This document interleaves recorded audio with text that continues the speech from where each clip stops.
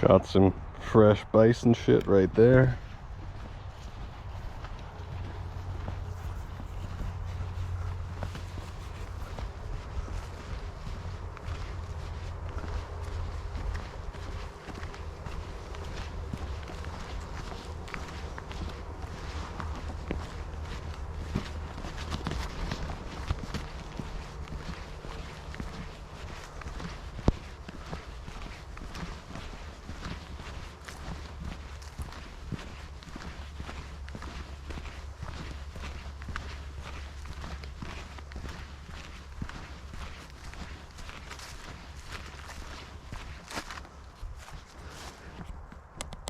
You can see some nice mushroom growth on the edge of the log here.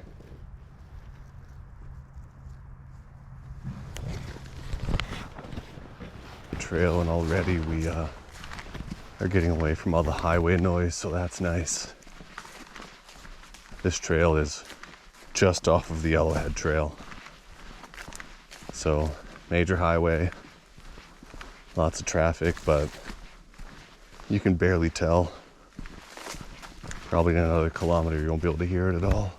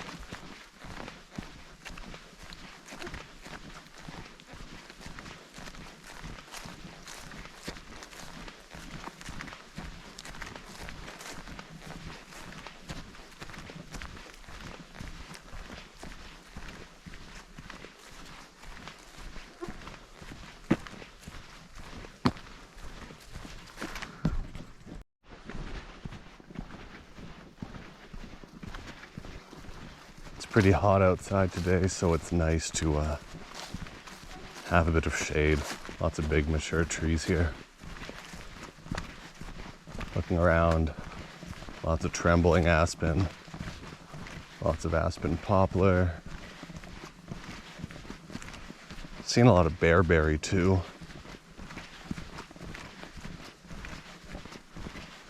This area falls in the aspen parkland ecoregion, as you can probably tell by all the trees around us.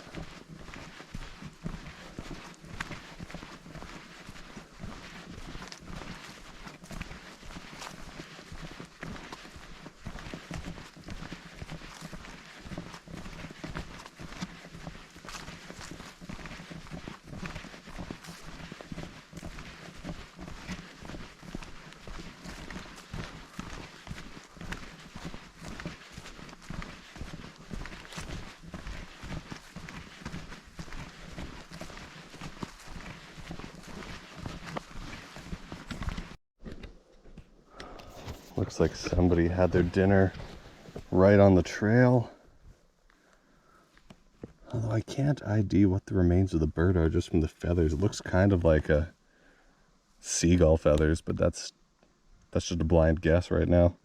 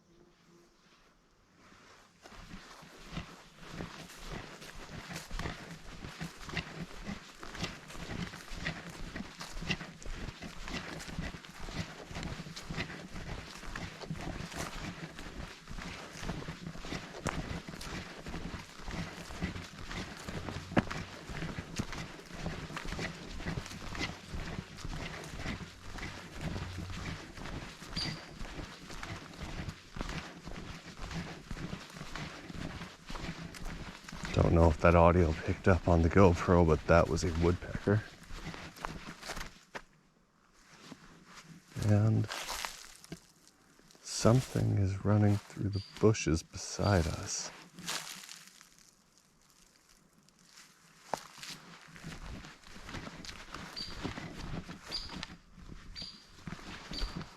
Oh, and it just flew in front of us. It looks like a hairy woodpecker.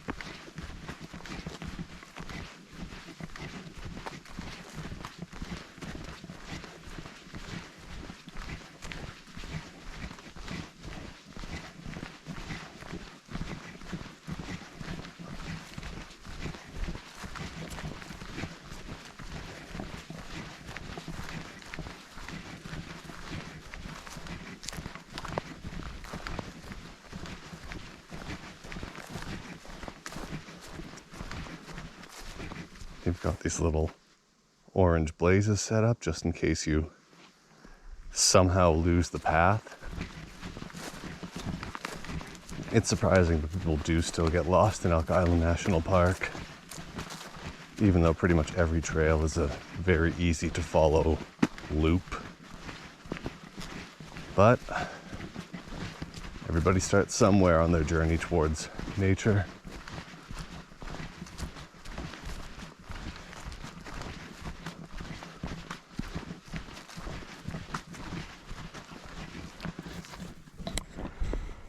And more fresh bear scat.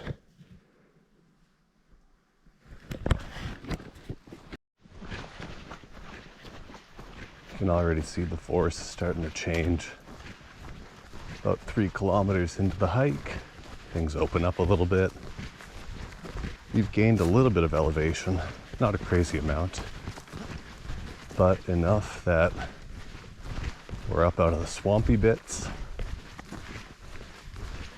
This whole area, Elk Island, Cooking Lake Blackfoot, the surrounding regions, they're all called the Beaver Hills.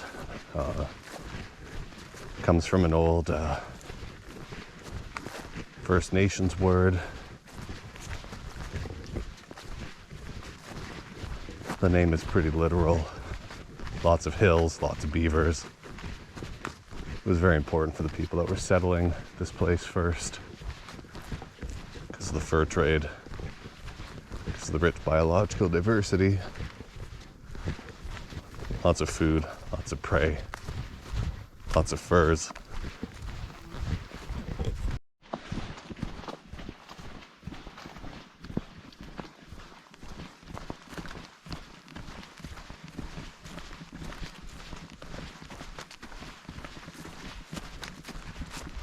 You can see the lake a bit better through the trees here.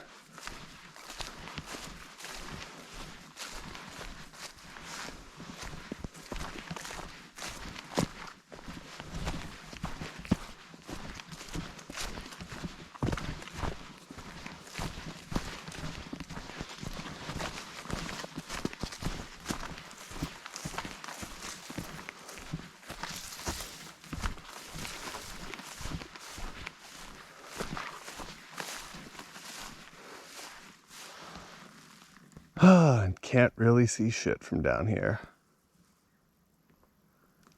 But it's right over that way.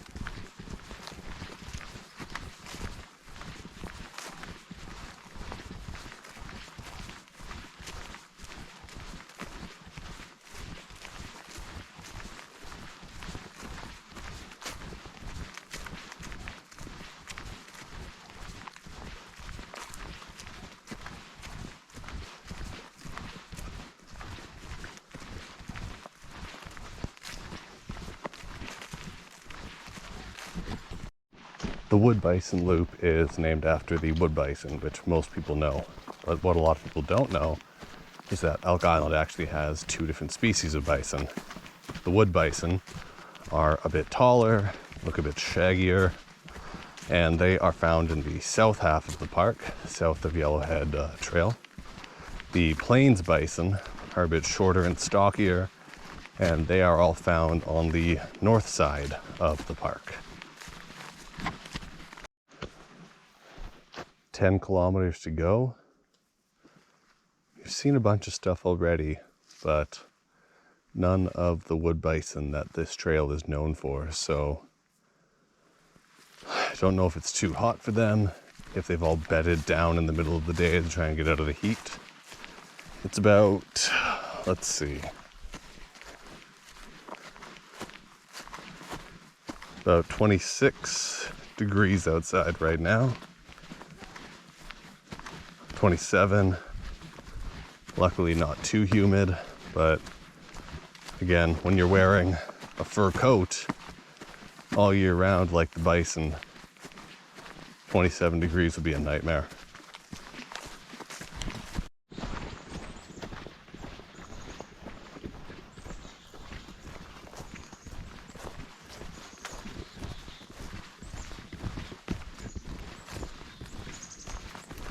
A lot of the birds I'm seeing today don't stay still long enough for me to get a good photo of them. We can hear some black-capped chickadees.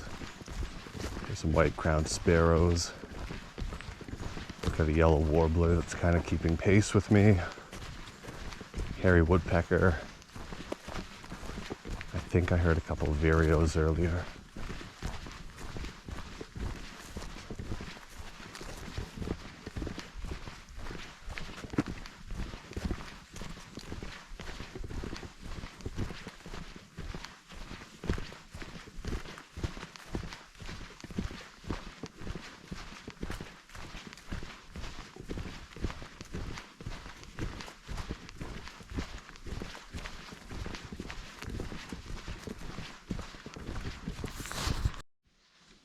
So way in the distance out there is Flying Shot Lake. I don't see any decent paths to get there, and since it's a national park, you should probably stick to the main trails. But yeah, it's the major watershed on this side. Elk Island supports a lot of water birds. Ducks, geese, mergansers. Well, I don't know if ibis ever come up here.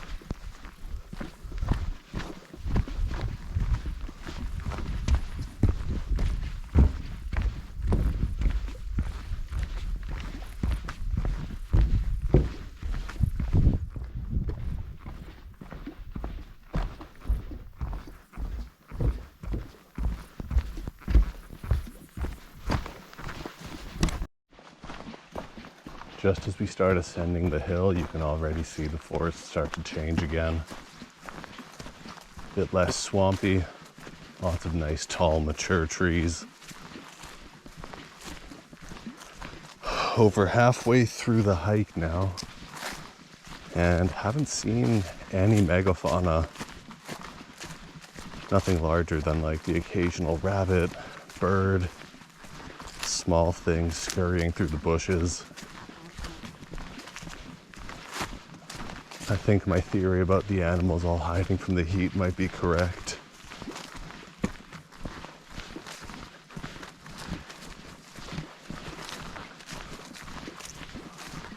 hill and we're coming up to the 8-kilometer sign up here.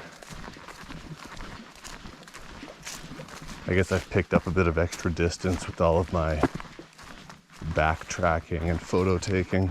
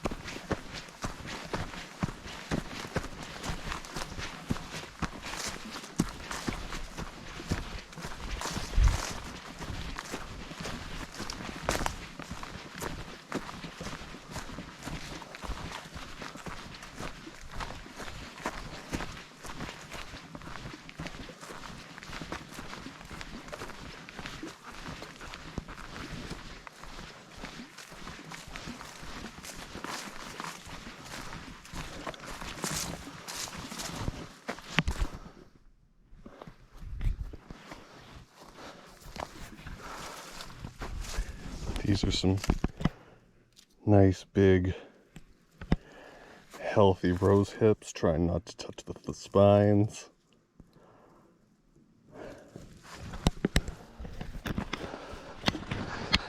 People would sometimes take those, make them into a tea.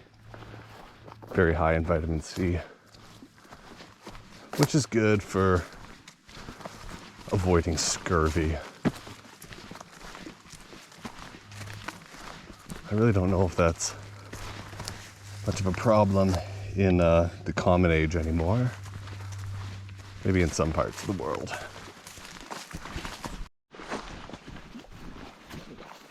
I've been coming out to Elk Island for probably 12 years regularly now. And this is the most overgrown I have seen this path. Usually it's wide enough that you could fit a truck down in an emergency, but I don't see that happening now. Holy shit. And this is a giant patch of mushrooms. Wow.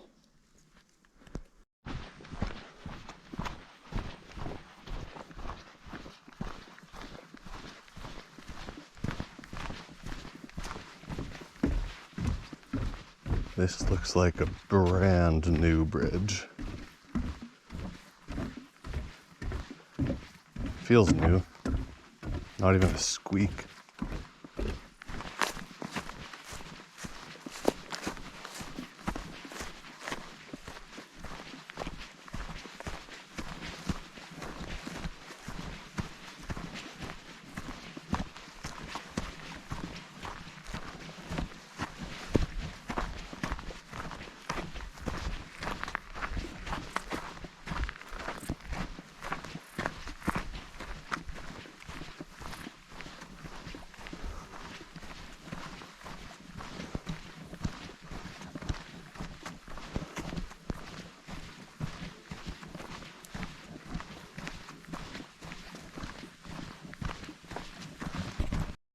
This hill is very exposed, and I am feeling every bit of that sun. But we're over halfway back. This hill's a bit different than the first chunk of the park. You can see this one has a big sand base compared to all the mud and loam that we were in earlier. Oh yes, blessed shade.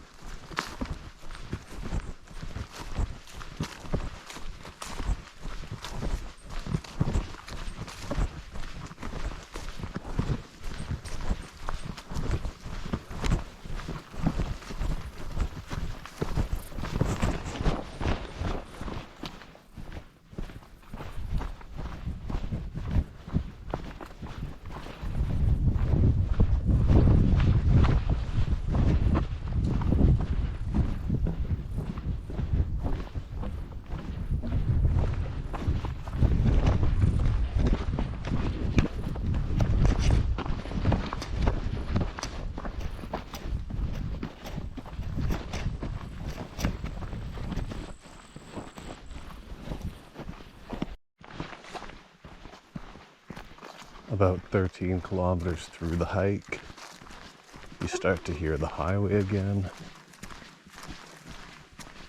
That's when you know you're almost back to the parking lot. Another 3-ish kilometers to go. Back in the shade, thank God. Haven't seen any megafauna yet. Pretty sure all the elk and deer and moose and bison have all found a nice patch of shade to hide in, wait out the heat, have themselves a little siesta, which is really what I should be doing right now.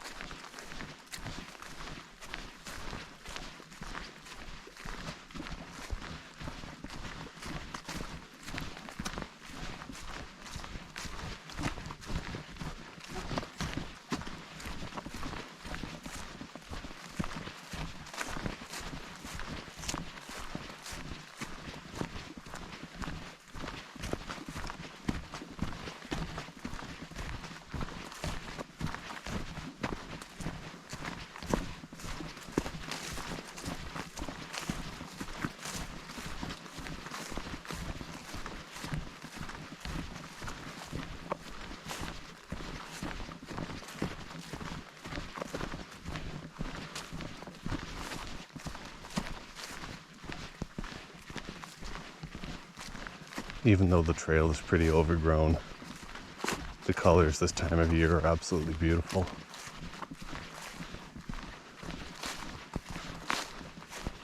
Got another little brown bird joining us. What are you? Savannah sparrow? Maybe a song sparrow?